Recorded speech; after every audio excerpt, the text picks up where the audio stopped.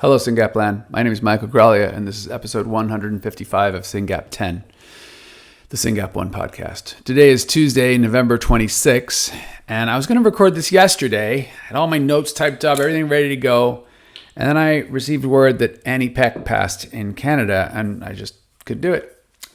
So here I am today, and the first thing to talk about is that Annie Peck, a beautiful young Syngapian, age 19, died in the hospital yesterday. If you read Mom's posts on Facebook, it's pretty well chronicled. She went in for pneumonia. There were days of work at the hospital, and unfortunately, we lost Annie last night.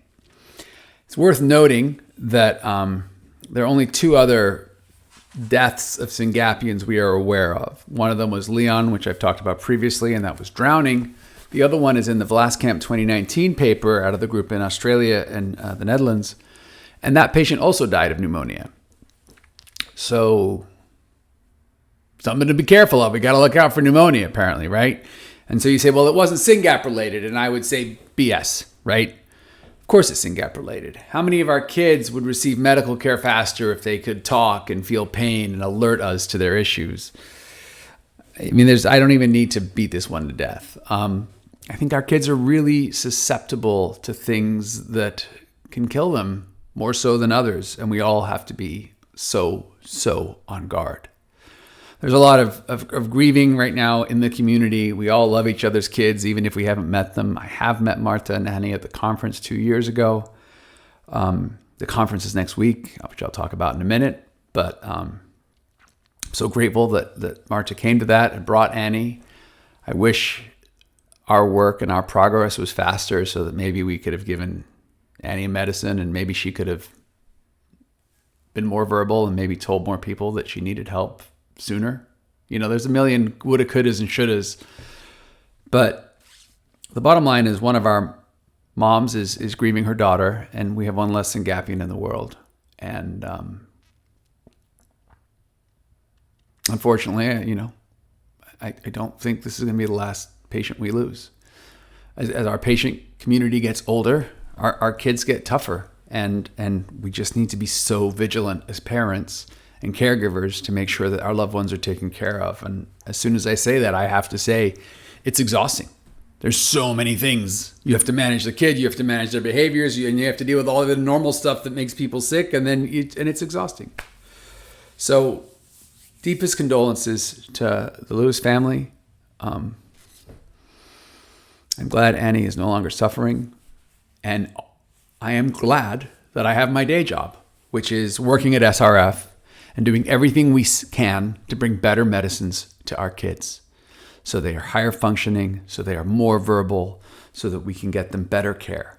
And that is both science and medicine and engaging clinicians, right? Making sure that when we walk into the hospital, doctors know what Syngap is, know our kids already, and care about them. And that's the work we do at SRF. So with that very sad news, let me go through the notes that fortunately I wrote yesterday before I knew about this, or I don't think I could have done it.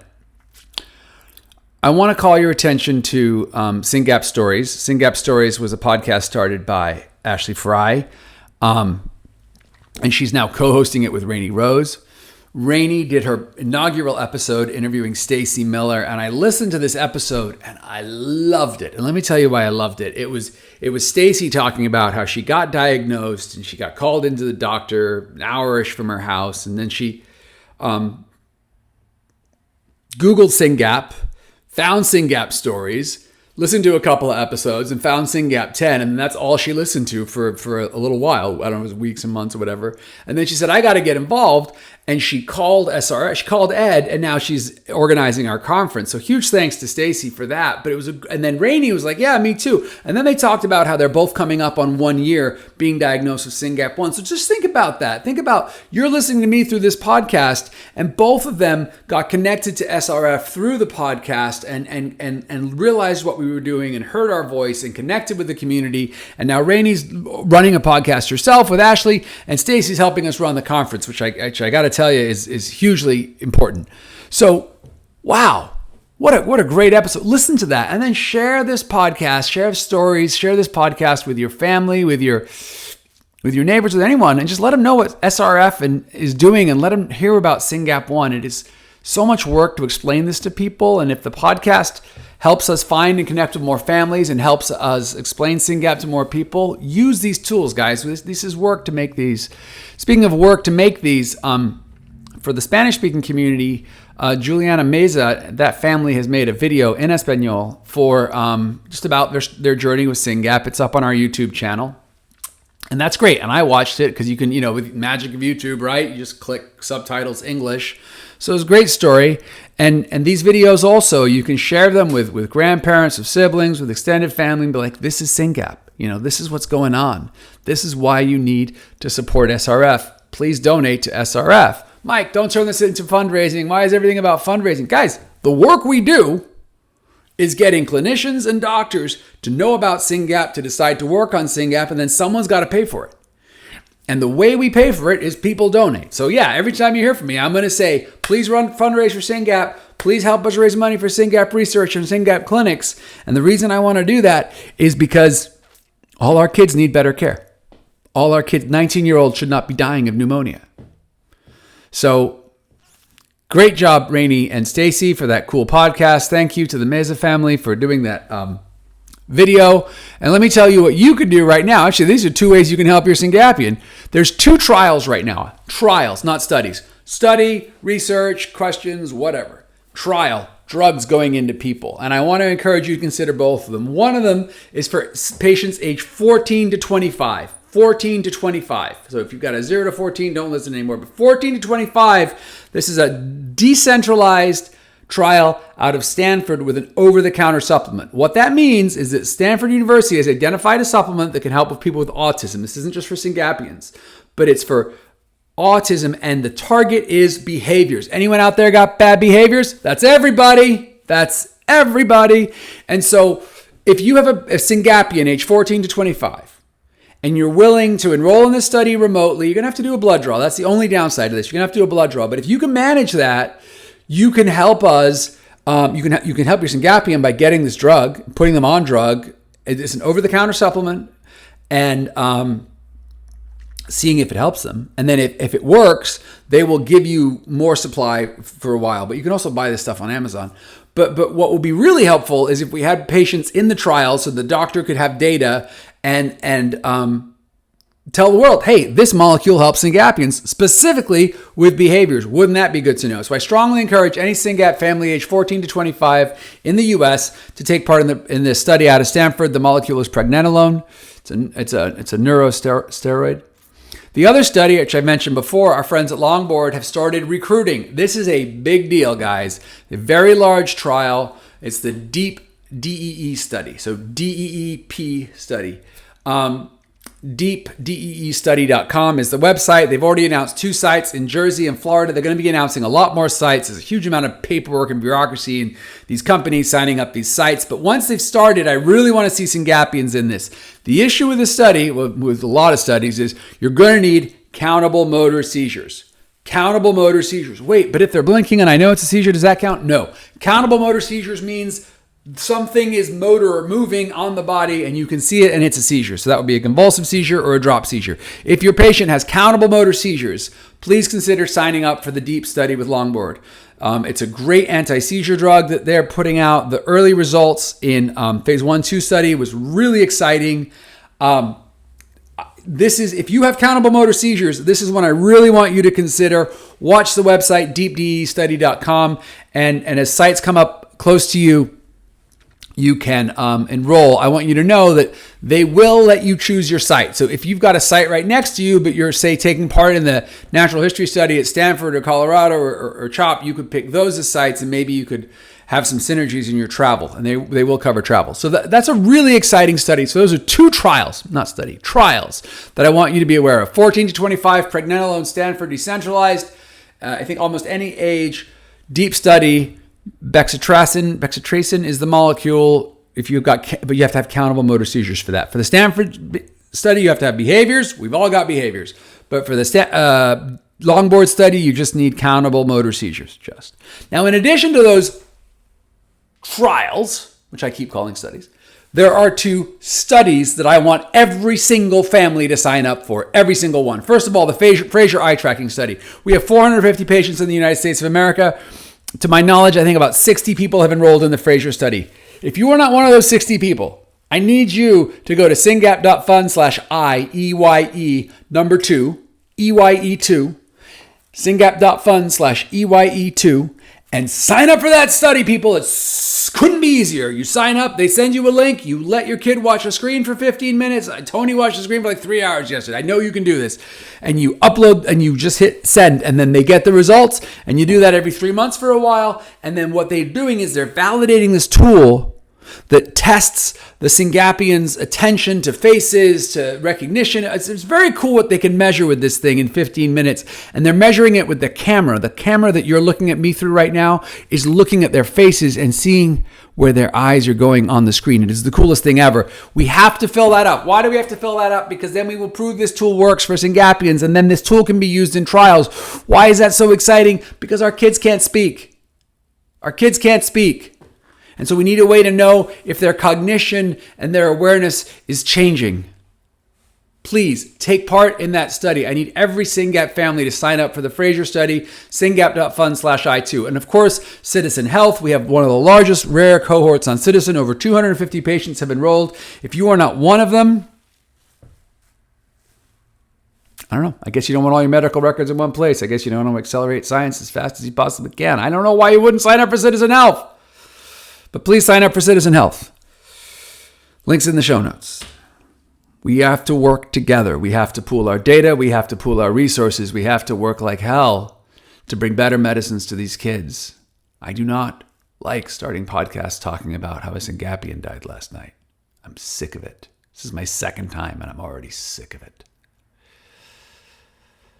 Good news, conference is 9 days away. This time next week, I will be packing my bags, wishing I'd packed sooner, going to the airport, flying to LA, and we will all be together, hundreds of scientists, researchers, and families, and over 20 Syngapians in a hotel. It's going to be total anarchy next to the SLCA1 conference, Cure GABA A conference. We have friends coming in from KCNT1, and other groups are coming. It's super exciting, and we're gonna and it's not just a fun meeting, and it's not just going to be exciting to hear of everyone's progress, but it's really a time when scientists and researchers get to meet each other, where we get to introduce people, where we get to be introduced to people, and we get to say, hey, this could work for Syngap. And there's a couple of super exciting announcements that I already know about that, of course, I can't talk about till next week. But guys, buckle up. It's going to be very exciting. Progress is happening. It never happens fast enough for me, but it is happening, and we shouldn't